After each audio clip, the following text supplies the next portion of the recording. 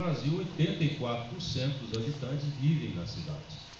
E esse adensamento, essa urbanização ocorreu no meio de várias crises econômicas, de estagnação econômica, né, e dificuldades de toda a natureza, e a desigualdade hoje se expressa a olhos vistos.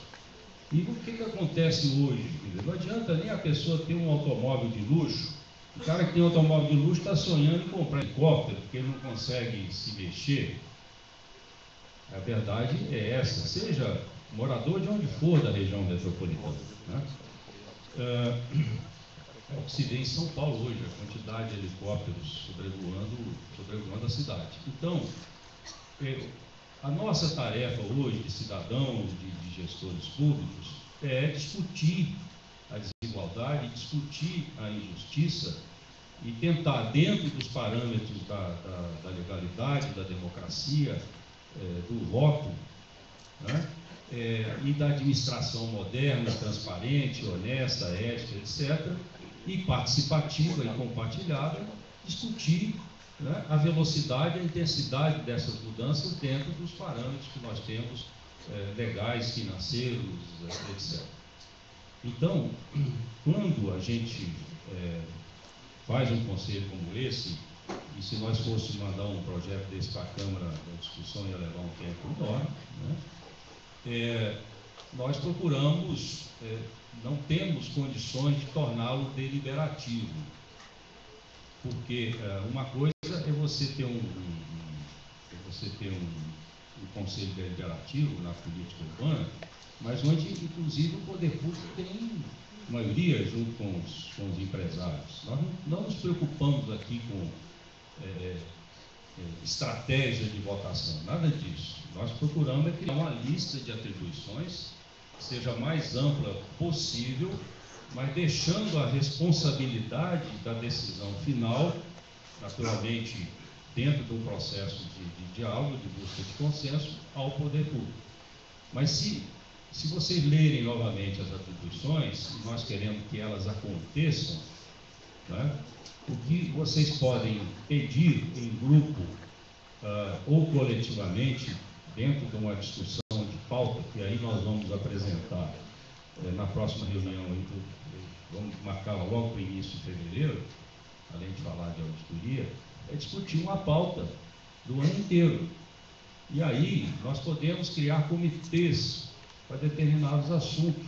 E esses comitês poderiam estar se reunindo ou discutindo com a administração questões específicas, para apresentar depois seus relatórios a uma Assembleia maior. Então, a gente vai preparar uma proposta, não conseguimos trazê-la aqui hoje, mas reflitam sobre as atribuições. E nós queremos que isso ali não seja uma balela. A gente quer, de fato, contar com todas as competências, com os sonhos, né, com as ideologias, com a posição política e com a responsabilidade de cada um. Mas, então, seguindo aqui as questões, a questão metropolitana foi citada aqui em duas intervenções, né? A nossa região metropolitana é o país que tem hoje um modelo de governança mais avançado em termos práticos, em termos políticos, em termos de efetividade. E o trabalho recente feito de origem e destino, né, que nós, inclusive, eu nem tive tempo ainda de lê-lo no seu detalhe, é o principal instrumento que se tem para planejamento da mobilidade metropolitana. E foi feito pela agência, a Prefeitura de Belo Horizonte, inclusive, contribuiu financeiramente para esse estudo. E o outro é o Plano Diretor Metropolitano, e quando você fala em plano diretor, e nós vamos ver isso na Conferência Municipal de Políticas Urbanas, você não fala só de organização do uso do solo, você fala de mobilidade, da questão ambiental, fala do lazer, de equipamentos públicos, de venda, de emprego, etc. Então, isso foi feito para a região metropolitana. E para a região metropolitana também se está discutindo a mobilidade, a criação de novas centralidades, a questão ambiental, etc. Agora, na discussão com o governo federal da questão da mobilidade em Belo Horizonte, que está presente a Prefeitura de Belo Horizonte, outras prefeituras, o governo do Estado, a questão dos trens foi muito debatida recentemente. A questão é que não tem projeto, não tem estudo de viabilidade feito ainda. Então, a presidente Dilma está para vir a qualquer momento esse mês, no mês que vem a Belo Horizonte, para expor então o que foi negociado lá, e nós a gente divulgou apenas um pedacinho relativo ao metrô, mas tem vários recursos para projetos, então vai se contratar os projetos de engenharia, os estudos de viabilidade, o aproveitamento dessas linhas de trem. Isso, inclusive, o projeto de ligação de metrô, linha 1, através de trem ou de VLT, ou que seja, com o Betim, já está sendo contratado, porque o recurso já saiu lá na outra rodada. Tem várias propostas, mas assim, está num plano ainda muito superficial de conceito, de valor, etc. Não dá para falar, vamos licitar, né? Porque você não pode cometer erro num projeto desse. E quando você fala de um modelo de transporte de massa, o principal elemento que se tem que colocar na mesa é o seguinte: você vai transportar 10 mil, 100 mil, ou 500 mil ou 1 milhão de passageiros no dia. O investimento que terá que ser feito para criar essa infraestrutura é de X milhões ou bilhões. Aí você faz uma conta. Qual o investimento médio necessário por cada passageiro transportado dia? Então é aí que você analisa, né? O investimento, por exemplo, para o monotrilho é muito alto, né? E a nossa topografia não é adequada. Não há ainda no mundo nenhum monotrilho de grande capacidade funcionando. O primeiro que vai se testar na prática é o de São Paulo, que está lá em construção, e com uma agressão assim, visual, ambiental terrível, né? Eu fiquei espantado, andei lá na semana passada, com a altura daqueles pilares. Se faltar energia e o trem daquele parado entre uma estação e outra, eu não sei como é que vai fazer, porque não tem nem espaço para a pessoa descer, né? Se ela sair pela janela, ela cai. É tão alto, gente, porque tem que passar por cima dos viadutos com a altura necessária para um caminhão de carga passar ali. Então, não é tão simples assim. Pode ser utilizado realmente em algumas situações. O custo por passageiro transportado é muito alto, né? Mas vamos esperar o de São Paulo funcionar, porque lá eles dizem que vai ser de grande capacidade, para a gente ver se funciona mesmo, né? A questão de ciclovias eu vou deixar para o Ramon comentar, né? O PPAG, na questão de mobilidade, eu não tenho aqui de memória os valores, mas, inclusive, hoje o governo federal não financia obra para automóvel. Parou. Já é uma das diretrizes da Política Nacional de Mobilidade. Não adianta levar. Inclusive, nós levamos um projeto lá, que nós estamos chamando de Mob Centro, que vai custar 70 milhões de reais, que é dar uma rearrumada no centro aqui expandido, em termos de semáforos, do tipo disso que está sendo feito aqui na Praça Afonso Arinos. Se você diminuir o número de ciclos de semáforo, você aumentar o tempo de pedestre, aumentar a velocidade média, um estudo de engenharia de altíssimo nível que foi feito, e com mexidas pontuais em N pontos do centro, você vai melhorar muito a mobilidade do centro, inclusive para pedestre. E o nosso consultor explicou para eles: isso é uma obra de mobilidade. Eles disseram: não, a presidente não vai aprovar porque isso aqui está parecendo obra viária. Então nós vamos ter que fazer com o financiamento aqui do BDMG. Portanto, não se financia mais viaduto para automóvel. Pode-se financiar viaduto para você diminuir as interseções para o ônibus andar mais depressa embaixo, né? Ou então para o ônibus passar em cima do viaduto. Quer dizer, Então, o investimento mais pesado que nós temos previsto são, de fato, obras de mobilidade urbana. O corta-caminho, nós temos, de fato, foram poucas obras, né, o Boulevard Arrudas, que ainda tem um trecho nosso do estado ainda para ser feito, e é para evitar, dar alternativa para o pessoal não cruzar a Praça 7, né, do centro, que quiser ir de um lado leste para o oeste da cidade. A Via 210, para melhorar lá o acesso do Barreiro à Tereza Cristina, não só do Barreiro, naquela região toda, e a 710, que não começou ainda, que vai ligar Andradas a Cristiano Machado lá em cima. Bem,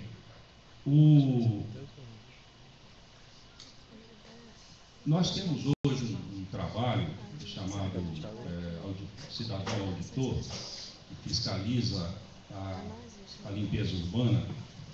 Nós começamos com 37 mil cidadãos cadastrados que assinaram um contrato de voluntariado, e tem um sistema automático de chamadas e de respostas que essas pessoas dizem se o lixo foi recolhido, se a avaliação foi feita, etc, etc. Então, nós queremos ampliar esse processo.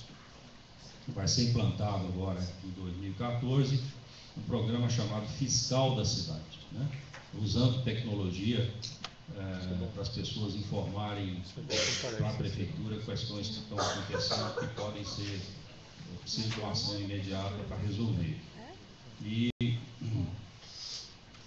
a tecnologia está cada vez mais disponível para que essa interação em rede aconteça. A última revista Exame publicou uma matéria sobre isso, inclusive, por coincidência, publicou uma matéria sobre um fórum de mobilidade que eles fizeram lá em São Paulo, que inclusive me convidaram para participar, mas eu não pude ir, e nós vamos até distribuir cópia dessa matéria da Exame, e tinha apenas o prefeito lá de São Paulo, os demais eram todos técnicos nacionais e internacionais, onde está lá definido o que é a tendência hoje da mobilidade, né? Você facilitar a vida do pedestre e de todos os meios não motorizados e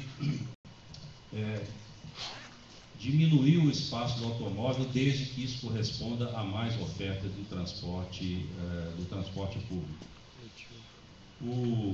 Não significa que nós concordemos com tudo que está lá, mas apenas dizendo que, em termos de informação, e eu vi isso semana atrasada, fui num encontro de prefeitos e ministros, convidado pela OCDE na França, e inclusive trouxe muito material escrito. O sentimento que nós temos é que nós, com a visão de cidade, nós estamos no rumo certo, naturalmente com todos os ajustes necessários, e nem tudo vai ser resolvido no curto prazo, se você analisa países como a Austrália, o Canadá, né, que são países considerados desenvolvidos, embora com muito menos desigualdade que o nosso. Mas do ponto de vista de visão urbanística, de visão de mobilidade, e aí quando eu falo em mobilidade, né, que Curitiba iniciou uma tendência no mundo, foi muito orgulho para nós, e que foi copiado com sucesso em cidades como Bogotá. O BRT hoje está sendo implantado, já chegou a quase 170 cidades no mundo, e o nosso, eu tenho absoluta certeza que vai ser um sucesso. Porque as pessoas poderão dizer, olha, não melhorou o trânsito na cidade, mas certamente melhorou muito o conforto das pessoas que usam ônibus e daquelas que queiram decidir deixar o seu ônibus, deixar o seu carro e usar o ônibus. Com relação ao metrô, os projetos da linha 2, Barreiro Calafate, a revitalização da linha 1 e da linha 3, Lagoinha Savassi, estão muito adiantados. Nós vamos ter audiência pública no final de janeiro. A Metrominas, que é uma empresa onde o Estado, a Prefeitura de Belo Horizonte, a Prefeitura de Contagem são acionistas, né, que estão se encarregando disso, e queremos que as licitações aconteçam no primeiro semestre. Aí já há uma interação grande com o Ministério das Cidades, com a CBTU, com o Ministério do Planejamento, para que isso aconteça. A presidente Dilma, como eu disse, está prevista a qualquer momento via Belo Horizonte, e entre todos os investimentos, e aí nós teremos inclusive investimentos fora de Belo Horizonte, ela vai anunciar recursos para mais 6 quilômetros subterrâneos de metrô, sendo 2 quilômetros na Nossa Senhora do Carmo, né, da Savassi subindo a Nossa Senhora do Carmo, e 4 quilômetros aqui, ligando a estação do metrô Santa Teresa, passando por aqui, Palácio das Artes, Augusto Lima, até a Praça Raul Soares. E eu queria ainda comentar e fazer aqui um registro da nossa admiração, prefeitura, pelo trabalho da equipe da CBTU, que esses anos todos, né, sem recursos, sem investimento, às vezes até, como diz o jornal, mandando recursos para outro lugar, não por decisão da equipe aqui, mas da direção central, e com ônibus, com trens pesados, lentos, com sinalização defasada, com estações absolutamente mal localizadas, sem acessos confortáveis, né? Em 2009, acho que transportava 180 mil passageiros, quando eu cheguei aqui, se não me falha a memória. Hoje, 240 mil por dia. 260. Pode chegar nas 260, quer dizer, imagina se não tivesse esse metrô ruim que nós temos, né? O caos que a cidade viraria. Então, o trabalho de revitalização dessa linha vai trocar trens, vai trocar sinalização, vai melhorar o conforto das estações, vai criar estacionamentos, né? E a linha do Barreiro vai sair, viu? Pode dizer para o pessoal lá que, pelo menos que defender, a menos que o dinheiro. Então, saiu inclusive uma informação errada no Jornal da Semana, que tem só 100 mil reais para metrô no ano que vem. Esse 100 mil é no orçamento da CBTU. O orçamento do Ministério das Cidades tem lá uma rubrica que define de fato o que será o investimento que está previsto nos nossos acordos com o governo federal. Bom, então, Ramon, vou passar para você fazer os comentários. Eu acho que nós deveríamos, inclusive, no trabalho da Secretaria, ter um mecanismo de comunicação para que informações, perguntas e já críticas e sugestões sejam colocadas sobre o assunto o tempo todo, né? Eu não sei da forma como Leonardo, você, né? Nós precisamos do endereço, o sistema já permite, né? Já permite. Bom, eu queria só mais um comentário aqui, antes de passar para o Ramon. Me presta o livro aí da assinatura. Está rodando?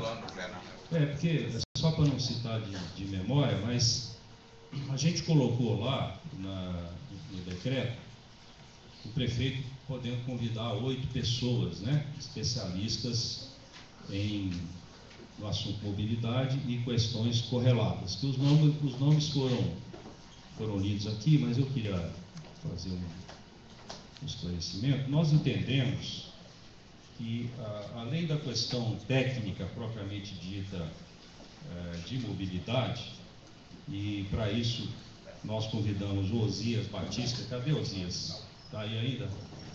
Tá? O Osias é de fato um especialista em transporte e mobilidade. A Sabina Augusta, e a Sabina? Está lá atrás, de fato também uma pessoa de grande qualidade. Nós resolvemos convidar 2 urbanistas, né? Até porque se a questão, arquitetos urbanistas, se a questão urbana não estiver bem colocada, né? A questão da mobilidade cada vez mais intrinsecamente ligada a isso. Então, Gustavo Pena, que não precisa de apresentações, e o doutor Joel Campolina. E nós convidamos também duas pessoas, 2 militantes da área ambiental, e um mais conhecido, outro menos conhecido. O Irã Firmino também dispensa apresentações, E o Zé Roberto Champs, levanta aí, Champs, para o pessoal te ver. O Champs foi funcionário de carreira da prefeitura há muitos anos, militante ambiental, e foi a pessoa que, digamos, foi o cérebro e o coração do projeto Drenurbis, né, de recuperação de microbacias em Belo Horizonte. E eu tenho orgulho de dizer que foi meu companheiro de cadeia lá em Juiz de Fora durante muito tempo. Né? Bem, gente, e no final eu disse assim, olha, nós precisamos trazer duas pessoas de fora, né, que além, né, de toda a militância e responsabilidade que tem aí, todos vocês têm na área de transporte, de mobilidade, na área política, na área empresarial, dos trabalhadores, etc., duas pessoas que soubessem fazer conta, né? Como eu digo, desculpe, todos nós sabemos fazer conta, mas duas pessoas que pudessem chegar aqui para nós, explicar um plano de negócio, uma taxa interna de retorno, etc., e que fossem formalmente membros do Conselho. Então, nós convidamos o Irã Almeida, que é funcionário do BDMG, né, de carreira, muito qualificado, indicado pelo presidente, e o Vanderlei Ramalho, que é também um professor, especialista também em finanças macro e micro econômicas. Então, dessa forma aqui, nós juntamos ao assunto de mobilidade, né, a questão de finanças, de meio ambiente, a questão urbana, para nos ajudar. Bem, Ramon, já falei demais. Como o senhor já falou demais, restou quase nada para mim. Então, eu só queria... São 3 pontos, 2 têm a ver com fórum setoriais, fórum aí da questão da motocicleta. O prefeito já havia nos recomendado e orientado para estruturar o fórum. Já tem uma pessoa na BH Trans que vai cuidar disso, é um assessor nosso lá, o ex-vereador Tocó Evangelista.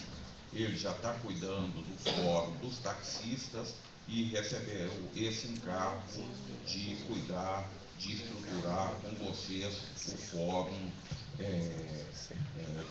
da motocicleta. E aí, numa visão maior da cadeia toda, não só dos usuários, mas dos fornecedores, produtores, etc. O outro fórum, aí é uma sugestão do Nelson Prata, né, do transporte escolar. Nelson Prata também é um especialista na área de trânsito urbano, um especialista, e que hoje é um orientador técnico, vamos dizer assim, do pessoal envolvido com o transporte escolar. Vamos conversar, Nelson, você me procura na BH Trans, você sabe que você tem porta aberta lá, e nós vamos também buscar uma pessoa na BH Trans para cuidar da questão do fórum do transporte escolar, a semelhança do fórum do taxista, que já é uma experiência consolidada lá dentro. O ponto que eu acho mais fundamental, prefeito, e só complementando, é um questionamento que se fez de um dito desalinhamento do plano de mobilidade nosso com a Lei Nacional de Mobilidade Urbana, que é do início de 2012, né? E também de uma certa crítica ou reparo que não teria havido participação popular em sua elaboração, como a própria lei recomenda. Gostaria de dizer que o Plano de Mobilidade de Belo Horizonte foi uma experiência inovadora e precursora. Ela não começou na nossa administração, ela começou em 2008, quando chegamos na BH Trans, expus para o senhor o que estava sendo feito. O senhor deu todo o apoio para continuar com o trabalho. Contamos não só com uma consultoria competente e uma equipe interna competente para fazer isso, mas houve grupos de trabalho, convites à sociedade na época para discutir. E a lei de mobilidade aprovada o ano passado, ela já se encontrava no Congresso Nacional há muito tempo. Então, os princípios e o próprio texto da lei lá, ainda não votada, já foi um insumo relevante e depois, no processo final, o que aconteceu foi até o contrário.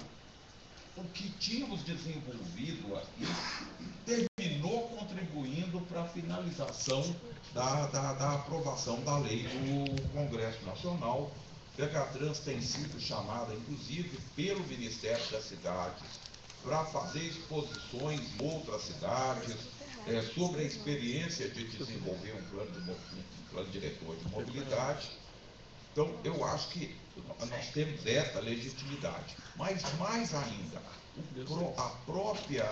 o próprio decreto que institucionalizou o nosso plano de mobilidade agora este ano, ele nos remete a uma submissão à Conferência de Política Urbana.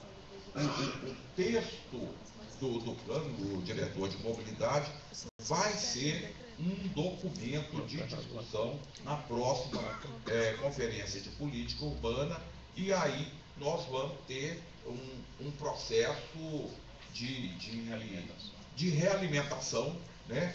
E aí, realmente, no campo democrático, com a participação dos três setores, técnico, popular e empresarial, isso já está previsto, é só ler com cuidado o decreto de instituição do plano de mobilidade. Eu não podia deixar de fazer esse anúncio.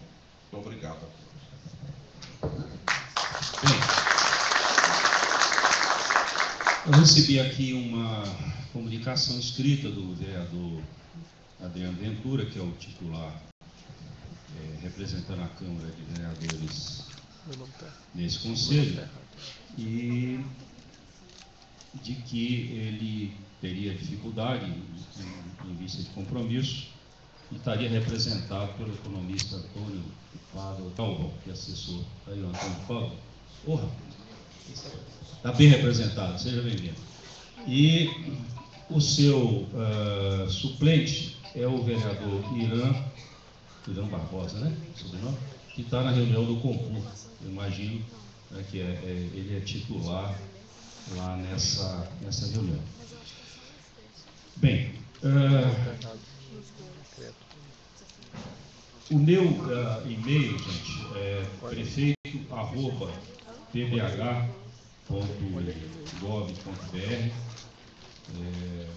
O nosso gabinete está aberto também, seja por e-mail, por correspondência, até por telefone.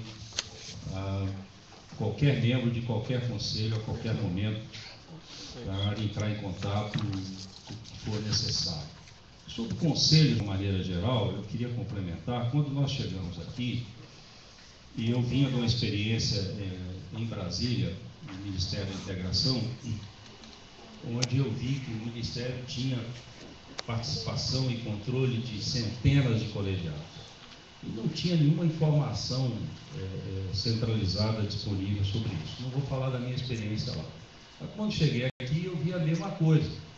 Quer dizer, em primeiro lugar, vamos ver toda a documentação legal que tem a ver com a história do conselho. Vamos ver todas as atas, onde é que está arquivado, né?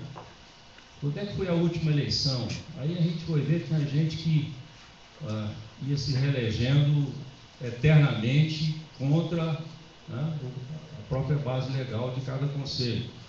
E não tinha calendário também claro de reuniões. Então nós criamos um trabalho demorado e tem um gerenciamento disso na Secretaria de Junta de Gestão Compartilhada. Então existe o chamado portal dos colegiados no site da Prefeitura, onde não tem de todos os colegiados, tem mais de 100, mas desses mais importantes, são 20 e tantos, ou 30, sei lá, tem lá então o calendário de reuniões, as atas de reunião, como é que foi a eleição, quem são, né, os conselheiros, etc. E as reuniões todas são abertas naturalmente para acontecerem com todas as regras da civilidade democrática.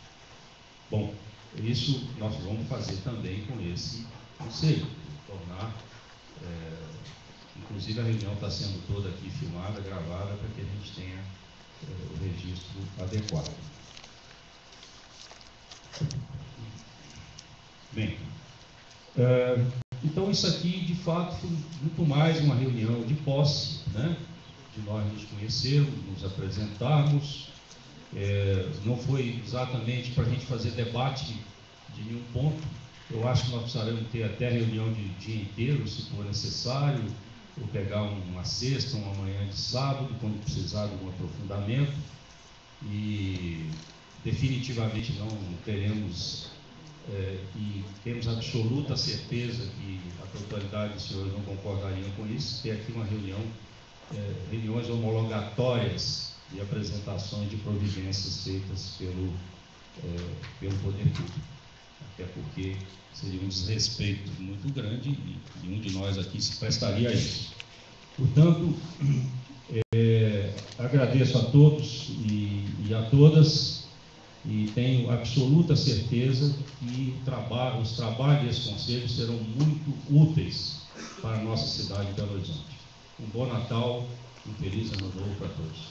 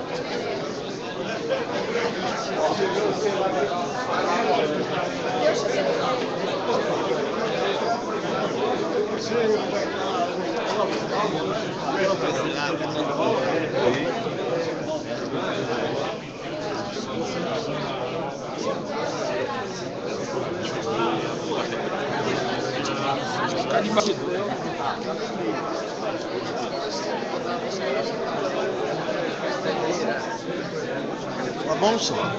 Tranquilo? O senhor achou da reunião? Mais uma coxinhagem, né? Já estamos acostumados. Termina a transmissão aí. Fala que vai acabar. Fala o quê? Vai acabar a transmissão. Ah, a transmissão está sendo encerrada, gente.